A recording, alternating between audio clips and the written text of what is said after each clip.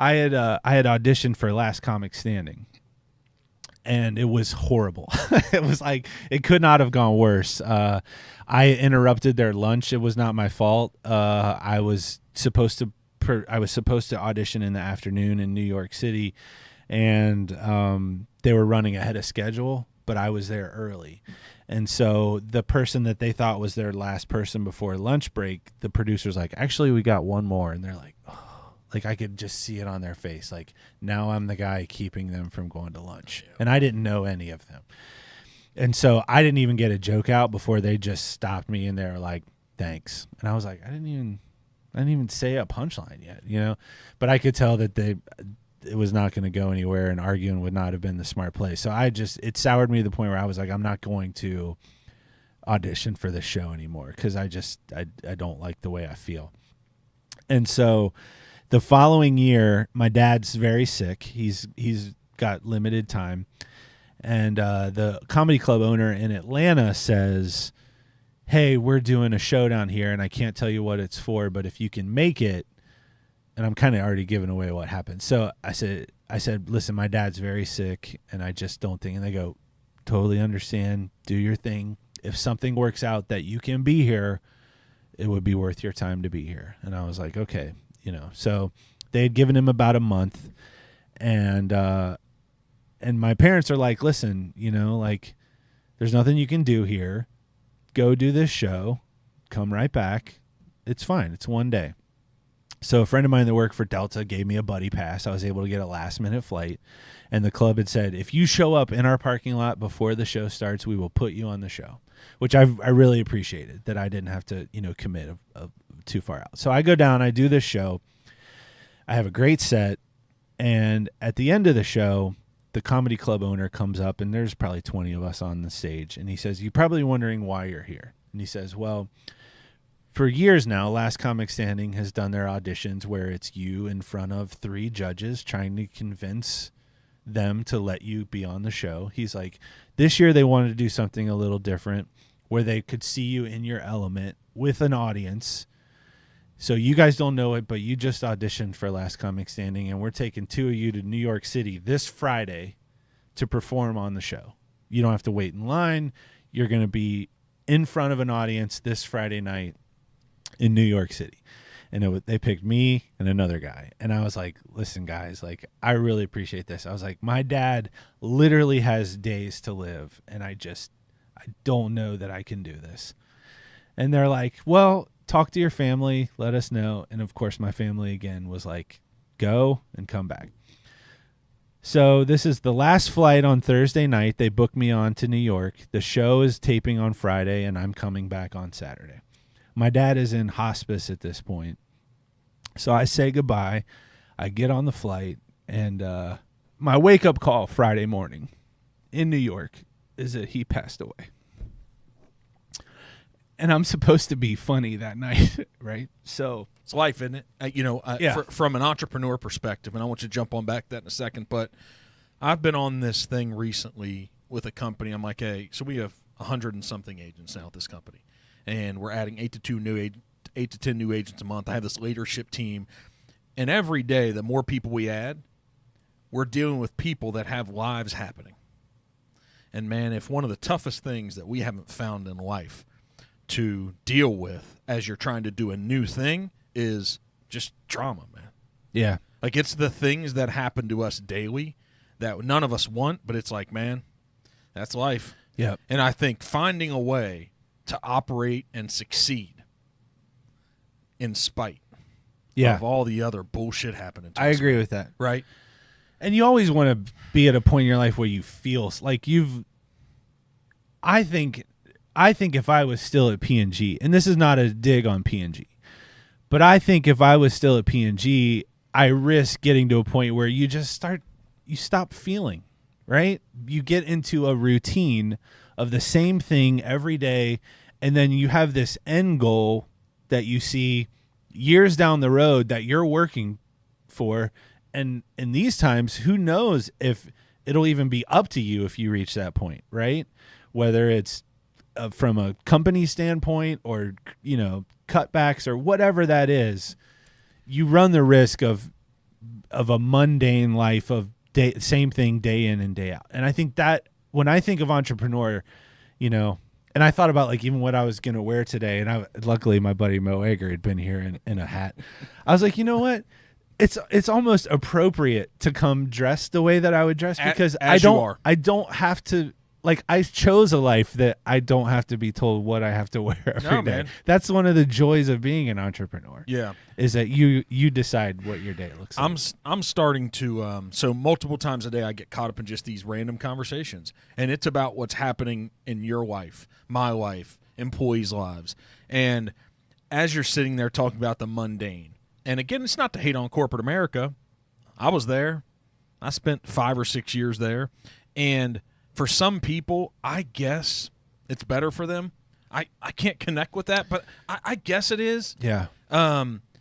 However, the life that I want, like selfishly as I share it, the life I want is I want the surprises and the unique good experiences that I didn't know was coming down the pike. But I know with that, there's going to be a lot of mental challenges. Mm-hmm. There's going to be a lot of adversity to overcome. I'm going to face things I haven't faced. So the life I want to build is like, let me build the mark. Yeah. So that when all that stuff comes, because that's what I want, all right, I'm prepared for it. And I'm not prepared for exactly how I'm going to act, but I build such an individual, such a person, but it's like, let's go. Yeah. Right? And that's hard, but just that to develop maybe the will, to develop, I guess, maybe the perseverance, the persistence that, like, no matter what comes, I'm going to get through it, because it's in the midst of it when you start to conquer that moment. I'm sure you've had moments on stage. Oh, for sure. Right? You're like, all right, man. I remember how it felt. I was scared as hell. I was nervous. I was intimidated. And all I had to do was get up here and do it. That's right. Right? And for different reasons, too. You know, it could be like, you know, to go back to my dad. Yep. I had jokes about him in my act.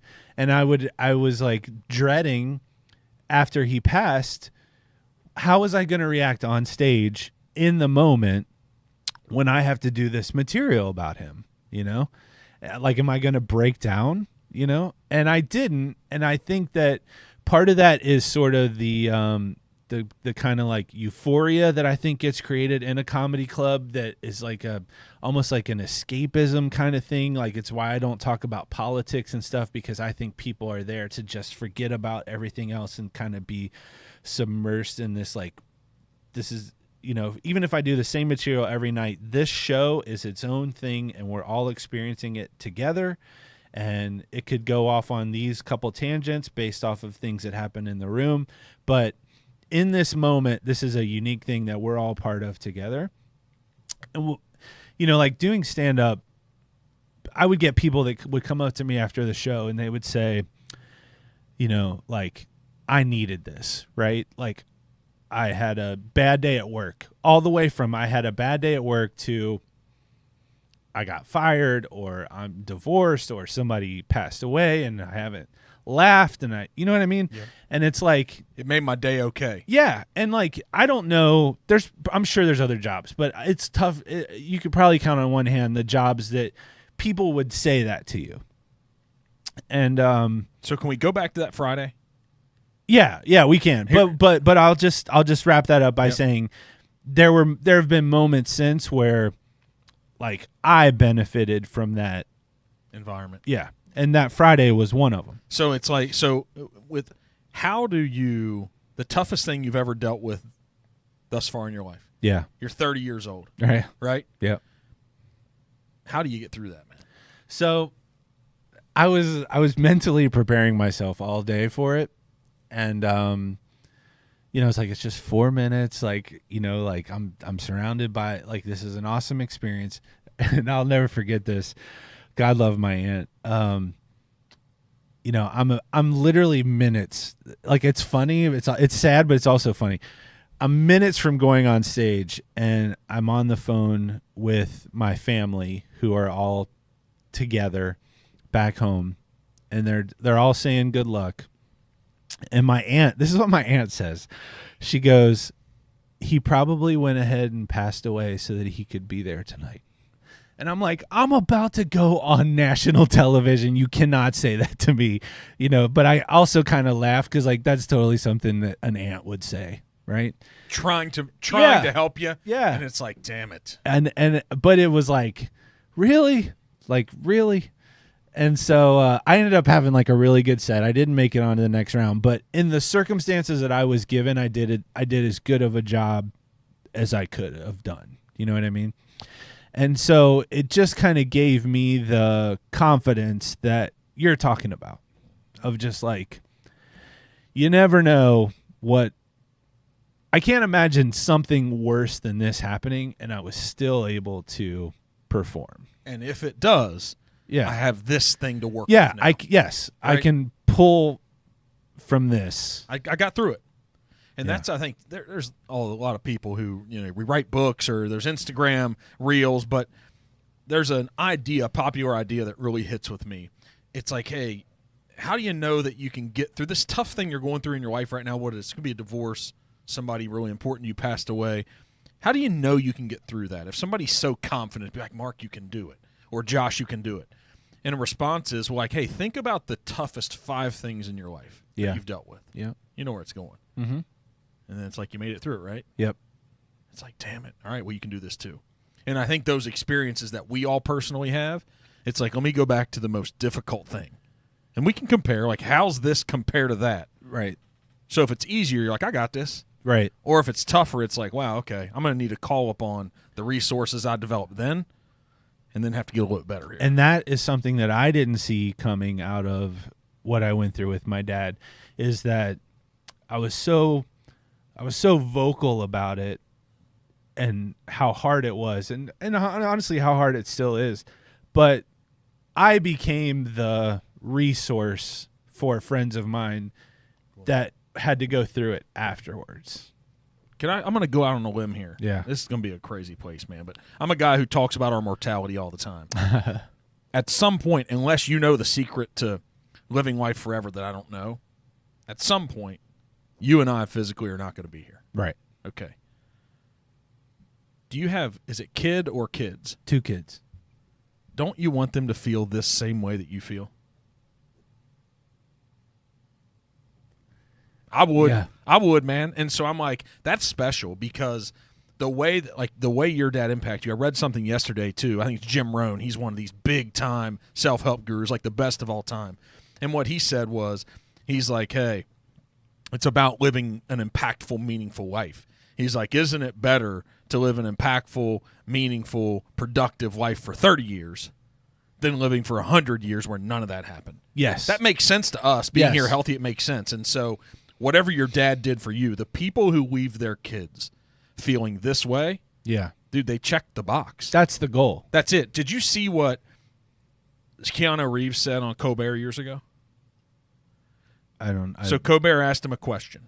And those late night guys, it's your business. Mm-hmm. I'm sure there's some gotcha questions beforehand. What do we ask this person? And he said, hey, Keanu, what's going to happen when you die? And he sat back like he does. He seems like Keanu has a shit. He sits back and said, well, I know the people that love me that are still here are going to miss me. It's great. It's perfect. Isn't that it? Yeah. That's it. And so I think if we live a life, whatever it is, whoever we impact, if we can live a life so people feel like you felt. Right. That's it. That's it. Right. And then so what that does to prepare you to be a friend, to be a dad, to be a significant other, because I bet at that moment, when did you start dating your wife? So my dad passed in February of 2008. I met her in July. See, I was going to say something like that. That's where that question came from. I bet it's a funny story. But. I bet what you went through, it was defining for the rest of your life from then until now. That didn't just change you. It probably brought a sense of like maturity, a sense of purpose, a sense of what am I going to do with my life? I'm assuming. Yeah. And he was he had a day job, right? Like he had a job that was as fun as it was this, he was a model maker. He was a machinist. He did the same thing every day. And even when it was on, toys. It's still that thing that we're kind of talking about, right? It's a leave work at work. I clock in. I have set vacation days. That whole thing. So he was never really one to, give like sage, pearls of wisdom. I never got to a point in my life probably where I would have been looking for that kind of stuff before he passed away. But the times that he did it were very impactful for me. And so his passion was cars. He loved old cars. He would take a car from the junkyard off the scrap heap, completely rebuild it by hand in our garage, get it into a car show. It would win an award. He would sell it and start over. That was his thing. He loved cars. And so I never got into cars, so I never got that bug for like learning how they work and stuff. But I did pick up on like the presentation and the showmanship of something he said to me that always stuck with me was, if my name is going to be on it, I want it to be quality, right? So that was whether he was fixing something for someone else or if he was submitting something to a car show. If it had his name on it, he wanted to be proud of it. That's something that, man, as a mentor, as a parent, as a friend, see, I think we get caught up on needing somebody to be great every day. Like, I know how that thing that he taught you applies to you being a comedian, applies to you being a husband, applies to you being a father, applies to you being an entrepreneur, applies to you being a social media manager. I know that principle. It's like, if that's all he taught you, like, he was obviously special. Right. That's all you needed. It is because it's a trickle down thing, right? Yeah. If you make an effort to be great and put 100% into whatever it is you're working on, everything else works itself out. And that by setting an example, I think, like, especially when it comes to kids, is that more so what they see you do and how they see you interact, I think leaves more of an impact than what you tell them they should do. So why do you think that? Because that's as a kid, that's what happened, right? Yeah, that's what happened to me. We make life way too complicated. Like, that's simple. It is so simple every day, the approach that you take. And I'm like, why? You're like, well, that's what I saw. Yeah, no more complicated. Right. That's it.